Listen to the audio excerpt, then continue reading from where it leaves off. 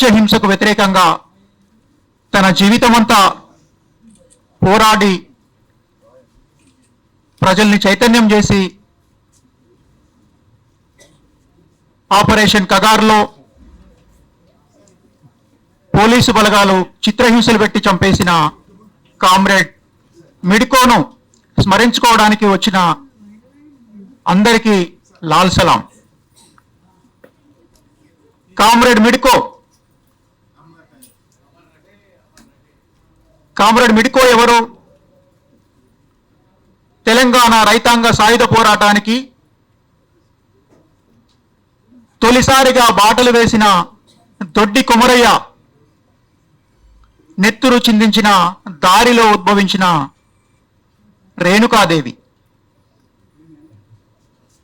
రేణుకాదేవి అంటే మనం మైథాలజీలో చదువుకున్నట్టు జమదగ్ని మహర్షి కొడుకుకి గండ్రగొడ్డలిచ్చి నీ తల్లిని నరుకుపో అని చెప్తే తల్లి సిగను పట్టుకొని గండ్రగొడ్డలితో తల నరికిన ఓర్పుతో ఓర్మితో ఉన్న రేణుకాదేవి గురించి కాదు మనం మాట్లాడుకునేది. ఇంటర్మీడియట్ చదివే వయసులోనే సమాజాన్ని, తన చుట్టూ ఉన్న ప్రజల జీవితాన్ని చదివి అర్థం చేసుకొని దోపిడీ ఉన్నది, ఇక్కడ పీడన ఉన్నది, అణిచివేత ఉన్నది, వివక్ష ఉన్నది అని అర్థం చేసుకున్న రేణుకాదేవి గురించి. ఆమె బాల్యంలోంచే కథలు రాయడం మొదలుపెట్టింది. 9వ తరగతి 10వ తరగతి నుంచి ఇంటర్మీడియట్లో ఒక కథ రాసుకొని ఎక్కడ అచ్చుకు పంపించకుండా దాచుకున్నది. ఆమెకి 1980, 85, 89 ఆ టైంలో కథా రచనలోకి వచ్చింది.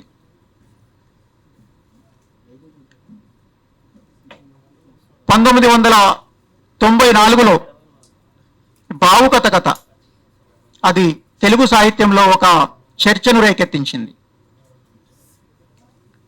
ప్రజాస్వామిక విలువల గురించి మాట్లాడే కవులు, రచయితలు నిత్య జీవితంలో తన ఇంట్లో ఎట్లా అప్రజాస్వామికంగా ఉంటారు మహిళలతోటి, తన కుటుంబ సభ్యులతోటి అనే అంశాన్ని ఇతివృత్తంగా తీసుకొని భావుకథ కథ రాసింది. భావుకథ కథ నుంచి ఆమె చుట్టూ ఉన్న సమాజాన్ని చూస్తూ దాన్ని సాహితీ సృజనలోకి తీసుకువచ్చింది. మహిళా ఉద్యమంలో కలిసింది, మహిళల కోసం పోరాడింది, గొంతెత్తి నినదించింది. తెలంగాణ ప్రాంతం ఇక్కడ మహిళా ఉద్యమాలతో మమేకమై తిరుపతికి వెళ్ళి అక్కడ న్యాయశాస్త్రం చదివింది. ప్రజల బతుకులు న్యాయశాస్త్రం ఏం మార్చలేదని చెప్పి అన్యాయమైన వ్యవస్థ కొనసాగుతున్నదని అర్థం చేసుకొని ఆమె విప్లవ మహిళా ఉద్యమాల్లో కలిసి పనిచేసింది.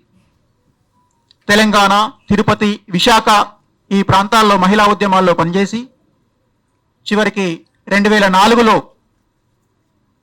పూర్తికాల విప్లవోద్యమ కార్యకర్తగా వెళ్ళిపోయింది.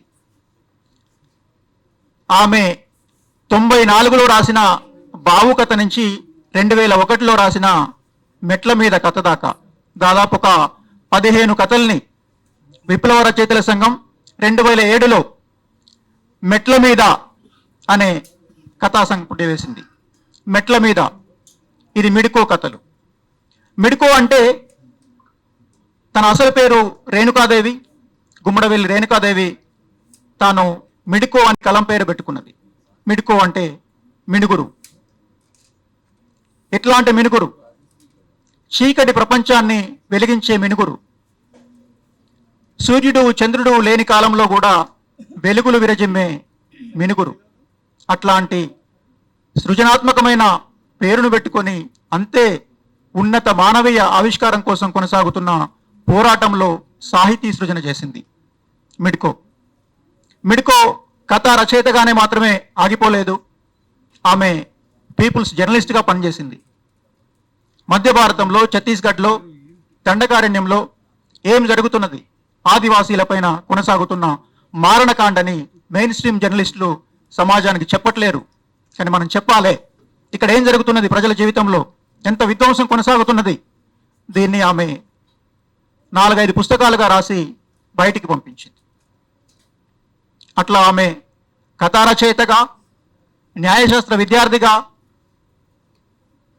ప్రజాపక్ష జర్నలిస్ట్గా పనిచేసింది. చివరికి మొన్న ఆపరేషన్ కగార్లో భాగంగా ఛత్తీస్గఢ్లో మార్చి 31న పోలీసు బలగాలు పట్టుకొని నిర్దాక్షిణ్యంగా కాల్చి చంపినాయి. ఒక సాంస్కృతిక సైనికురాలని కాల్చి చంపినాయి. చరిత్ర పొడవునా ధిక్కారానికి, అణచివేతకు వ్యతిరేకంగా పోరాడిన ఎంతో మంది సృజనకారులను రాజ్యం అంతం చేస్తున్నది. తెలంగాణ రైతాంగ సాయుధ పోరాట కాలాన బండి యాదగిరిని, ఆ తర్వాత కాలంలో విప్లవోద్యమాల్లో ఒక సుబ్బారావు పాణిగ్రాహిని, ఒక సముద్రుణ్ణి, ఒక మంజీరని, ఒక కౌముదిని, ఇప్పుడు కామ్రేడ్ మిడ్కోను, ఎందరో సృజనకారులను రాజ్యం కాల్చి చంపుతున్నది. అయినా సాహితీకారులమని చెప్పుకునే చాలామంది మౌనం వహిస్తున్నారు.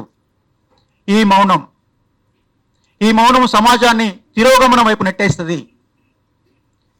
సాహితీ సృజనకారులను, విప్లవకారులను, ప్రజల వైపు మాట్లాడే వాళ్ళను పట్టుకొని కాల్చి చంపుతుంటే గొంతెత్తి నిందించాల్సింది పోయి మౌనాల్లోకి కూరుకుపోయే ఒక దుర్మార్గ వ్యవస్థ కొనసాగుతున్నది.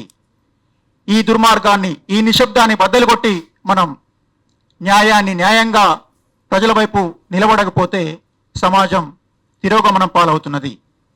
అందుకే కామ్రేడ్ మిడ్కోను స్మరించుకోవడం అంటే ఆమె నడిచిన దారిని, ఆమె కొనసాగించిన పోరాటాన్ని, ఆమె వదిలి వెళ్ళిపోయిన ఆశయాల్ని ముందుకు తీసుకుపోవడం, ఆమె ఆశయాల దారుల్ని పునరంకితం చేసుకోవడం. కామ్రేడ్ మిడ్కో, ఆమెతో కలిసి పనిచేసిన ఉద్యమ సహచరులు, ఆమెతో ఉన్న జ్ఞాపకాల్ని ఇప్పుడు పంచుకుంటారు.